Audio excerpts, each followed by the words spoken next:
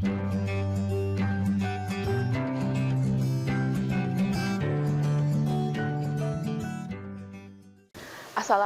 warahmatullahi wabarakatuh. Bertemu kembali bersama saya, Reza Rezdiana, dalam pembelajaran IPA. Hari ini kita akan belajar mengenai materi kelas 8, yaitu yang berjudul Gaya dan Gerak. Nah, apa itu gaya? Gaya adalah suatu kekuatan yang mengakibatkan benda yang dikenainya dapat mengalami perubahan kedudukan atau perubahan bentuk.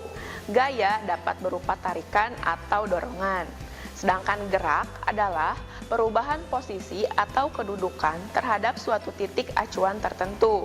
Suatu benda dikatakan bergerak jika benda mengalami perubahan kedudukan terhadap titik tertentu sebelumnya.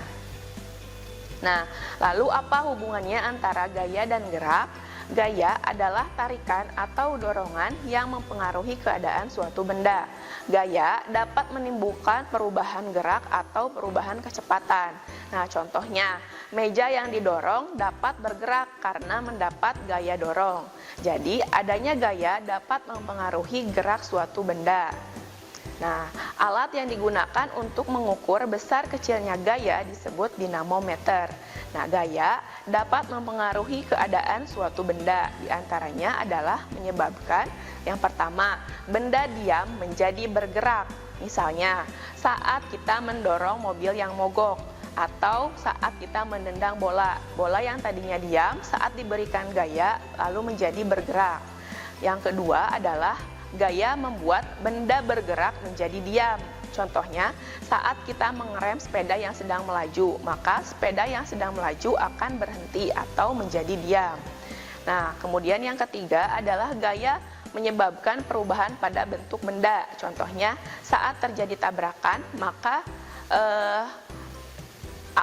si benda yang terkena tabrakan itu bisa berubah bentuknya karena mendapat gaya yang besar. Nah, selain itu, gaya juga dapat merubah arah gerak benda. Contohnya, seorang pemain bola yang menyundul bola, maka arah bola itu akan berubah karena mendapat gaya. Nah, kemudian ada apa saja jenis-jenis gaya itu? Nah, yang pertama ada gaya otot. Gaya otot merupakan gaya yang dihasilkan oleh tenaga otot. Contohnya adalah pada saat kita menarik atau mendorong meja serta membawa belanjaan. Nah, itu merupakan contoh dari gaya otot. Kemudian ada gaya gesek. Gaya gesek antara dua benda. Nah, gaya gesek merupakan gaya yang terjadi karena bersentuhannya dua permukaan benda. Contohnya, gaya gesek adalah gaya yang bekerja pada rem sepeda. Pada saat akan berhenti, karet rem pada sepeda akan bersentuhan dengan pelek sepeda sehingga terjadi gesekan yang menyebabkan sepeda dapat berhenti ketika dilakukan pengereman. Kemudian ada gaya magnet, yaitu gaya yang ditimbulkan oleh tarikan atau dorongan dari benda yang memiliki kekuatan magnet. Contohnya adalah tarikan paku yang didekatkan dengan magnet. Nah, selanjutnya ada gaya gravitasi. Gaya gravitasi merupakan gaya yang ditimbulkan oleh tarikan dari gravitasi bumi. Nah, contoh gaya gravitasi adalah jatuhnya buah dari atas pohon dengan sendirinya. Nah, semua benda yang dilempar ke atas maka akan tetap kembali ke bawah karena adanya proses gravitasi bumi. Nah, kemudian ada gaya listrik. Gaya listrik merupakan gaya yang terjadi karena aliran muatan listrik. Aliran muatan listrik ini ditimbulkan oleh sumber energi listrik. Nah, contoh gaya listrik adalah bergeraknya kipas angin karena dihubungkan dengan sumber energi listrik. Muatan listrik dari sumber energi listrik mengalir ke kipas angin sehingga kipas angin dapat bergerak. Nah, kemudian ada yang disebut dengan gerak. Nah, gerak berkaitan dengan jarak perpindahan dan kecepatan. Nah, selama bergerak, benda mengalami perubahan kedudukan. Nah, menurut Brensik, garis lurus terpendek yang menghubungkan titik awal dan titik akhir tanpa mempedulikan lintasannya disebut dengan perpindahan. Jadi, selisih kedudukan akhir dan kedudukan awal disebut dengan perpindahan. Sedangkan seluruh lintasan yang ditempuh benda disebut sebagai jarak. Nah, jarak merupakan besaran skalar, sedangkan perpindahan adalah besaran vektor. Kecepatan rata-rata dan kecepatan sesaat. Nah, dalam pembahasan gerak dikenal dengan istilah kecepatan dan kelajuan. Kecepatan diartikan sebagai perpindahan yang ditempuh tiap satuan waktu, sedangkan kelajuan diartikan sebagai jarak yang ditempuh tiap satuan waktu. Nah, kecepatan termasuk ke dalam besaran vektor, sedangkan kelajuan termasuk ke dalam besaran skalar. Nah, untuk kelajuan bisa dinyatakan dengan rumus jarak per selang waktu atau jarak dengan satuannya itu meter dan selang waktu dengan satuannya itu sekon. Nah, sedangkan kecepatan rumusnya adalah perpindahan per selang waktu. Nah, kecepatan rata-rata.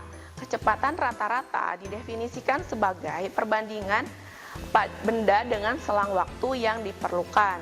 Sedangkan kelajuan rata-rata merupakan jarak yang ditempuh seluruh bagian dengan selang waktu tempuh. Nah, kecepatan rata-rata dan kelajuan rata-rata dirumuskan sebagai berikut. Nah, untuk kecepatan rata-rata dinyatakan dengan VR sama dengan delta S per delta T. Sedangkan untuk kelajuan rata-rata dituliskan dengan rumus VR sama dengan S per delta T, di mana S ini merupakan perpindahan pada kecepatan rata-rata, sedangkan pada kelajuan rata-rata S itu adalah jarak. Nah, selanjutnya ada percepatan. Nah, benda yang bergerak dengan kecepatan yang tidak konstan akan mengalami perubahan kecepatan dalam selang waktu tertentu. Nah, benda tersebut dikatakan mengalami percepatan.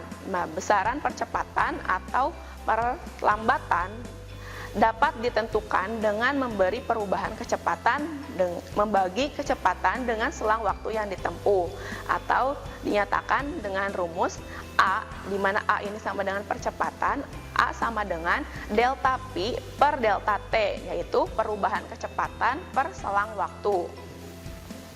Kemudian benda dapat mengalami gerak lurus. Nah, gerak suatu benda dalam lintasan yang lurus dinamakan gerak lurus. Nah, sebuah mobil melaju di jalan raya yang lurus merupakan contoh dari gerak lurus.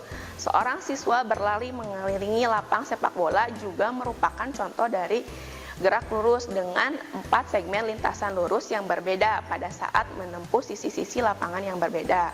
Berdasarkan kelajuan yang ditempuh, gerak lurus dapat dibedakan menjadi dua, yaitu gerak lurus beraturan atau disingkat GLB dan gerak lurus berubah beraturan atau disingkat dengan GLBB. Nah, yang pertama, gerak lurus beraturan. Dalam gerak lurus beraturan, benda menempuh jarak yang sama dalam selang waktu yang sama. Sebagai contoh, mobil yang melaju dengan menempuh jarak 2 meter dalam waktu 1 detik, maka 1 detik berikutnya menempuh jarak 2 meter lagi. Begitu seterusnya. Dengan kata lain, perubahan jarak dengan selang waktu selalu konstan atau kecepatannya konstan. Dalam GLB, kelajuan dan kecepatan hampir sulit dibedakan karena lintasan yang lurus menyebabkan jarak dan perpindahan yang ditempuh besarnya sama. Nah, dapat dirumuskan dengan rumus V sama dengan S per T, di mana V adalah untuk kecepatan, S untuk jarak, dan T untuk waktu. Nah, pada gerak lurus beraturan, pertambahan jarak yang ditempuh terhadap waktu dapat digambarkan dengan grafik berikut ini. Nah, gradien kemiringan grafik atau tan theta menunjukkan kecepatan grafik. Jadi V sama dengan tan theta. Sedangkan kecepatan selalu konstan terhadap waktu. Grafiknya dapat digambarkan sebagai berikut. Nah, selanjutnya gerak lurus berubah beraturan. Gerak lurus berubah beraturan adalah gerak benda dengan lintasan garis lurus dan memiliki kecepatan setiap saat berubah dengan teratur. Rumus GLBB ada 3, yaitu yang pertama Vt sama dengan V0 plus AT, lalu ada S sama dengan V0 T ditambah 1/2 AT kuadrat dan VT kuadrat sama dengan V0 kuadrat ditambah 2AS, di mana keterangannya adalah VT menunjukkan kecepatan akhir atau kecepatan setelah T sekon, V0 adalah kecepatan awal, A adalah percepatan, T adalah selang waktu, dan S adalah jarak tempuh. Nah, gerak vertikal.